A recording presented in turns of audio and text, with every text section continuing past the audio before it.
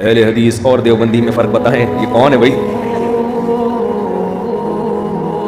देखो देवबंद जो है ना, देवबंद तो कोई नया मसलक है नहीं। बर्रे सग़ीर में जब इस्लाम आया ना तो फ़िक़्ह हनफ़ी की शक्ल में आया है, फ़िक़्ह हनफ़ी।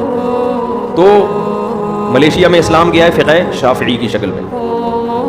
तो ये जो चार मकातिब फ़िक्र है ना, हनफ़ी, मालिकी, शाफ़िई और हम्बली, ये चारों सही हैं। इनमें से किसी एक को फॉलो करना चाहिए और तीनों को दुरुस्त समझना चाहिए।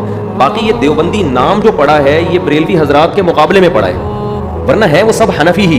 तो हनफ़ियों में जो उलमा बर्रे सग़ीर में बिदअत के ख़िलाफ़ हो गए, उनको लोगों ने देवबंदी कहना शुरू कर दिया। और जो तीजे 40वें और अज़ान से पहले सलातो वस्सलाम के कायल थे, उनको लोगों ने क्या कहना शुरू कर दिया? बरेलवी।